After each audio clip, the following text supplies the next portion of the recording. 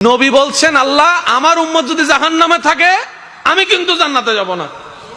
আল্লাহ বলছেন আপনি না গেলে তো জান্নাত উদ্বোধনই হবে না। এবারে মামলা কি দাঁড়ালো? আল্লাহ পাক বলে যে আমি তাহকামুল হাকিমিন নিজেকে বলেছি, বিচার না করলেও তো জিনিসটা সুন্দর হয় না। অনবী একটা কাজ করেন, ওয়ালা সৌফা ইউতিকা রাব্বুকা ফাতারদাত, আমি কাউকে বলি নাই, আপনাকে না বলেছি।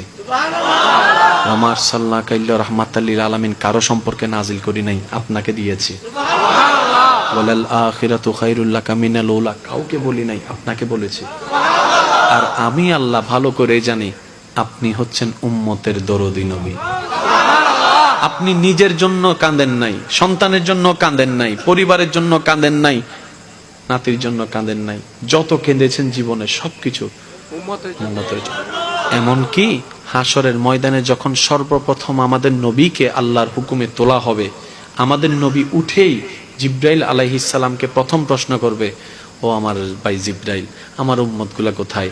আইনা উম্মতি, আইনা উম্মতি, আমার উম্মত কোথায়, আমার উম্মত কোথায়, আমার উম্মত কোথায়? আমি উঠার আগেই নাকি আমার উম্মতকে জাহান্নামে দিয়ে দিয়েছো নাকি? আমার উম্মত কোনো জাহান্নামে চলে গেছে নাকি? জিব্রাইল বলবে, ইয়া রাসূলুল্লাহ, প্রথমেই আপনাকে তোলা হয়েছে, এখনো আর কাউকে তোলা হয় নাই, প্রথমেই আপনি উঠেছেন। আমার নবী বলবে, আমার উম্মতগুলা কোথায়? জিব্রাইল বলবে, ইয়া রাসূলুল্লাহ, এখনো তারা উঠে নাই, উঠবে একটু পরে। নবী দৌড়ায় চলে যাবে আল্লাহর রহমতের দরবারের দিকে। সিজদায় যে পড়বে একটাই কথা থাকবে, রব্বি হাবলি উম্মতি, রব্বি হাবলি উম্মতি। একটু মনোযোগ চাইবো আমি আশেকদের, রব্বি হাবলি উম্মতি, ও আল্লাহ আমার উম্মত গুলাকে আমাকে দিয়ে দাও। তো উম্মতের লিস্টির ভিতরে তো আবু বকর সিদ্দিকের নামও আছে, উম্মতের লিস্টির ভিতরে তো ফারুকে আজমের নামও আছে, উম্মতের লিস্টির ভিতরে তো সাহাবায়ে কেরাম আজমাইনের নাম আছে, উম্মতের লিস্টির ভিতরে তো আহলে বাইতের নাম আছে, উম্মতের লিস্টির ভিতরে তো তাবি তবে তাবি আল্লাহর ওলিদের জান্নাতীদের নাম আছে। এবার আল্লাহ পাক বলবে, আপনি যে বললেন রব্বি হাবলি উম্মতি, উম্মতকে দেওয়ার জন্য আপনি কে আবু বকরের কথা বলছেন?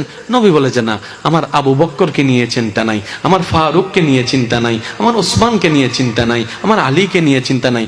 ও আল্লাহ, আমার উম্মতের ভিতরে যারা জাহান্নামের অধিবাসী হবে ওই উম্মতগুলোকে আমাকে দিয়ে দাও।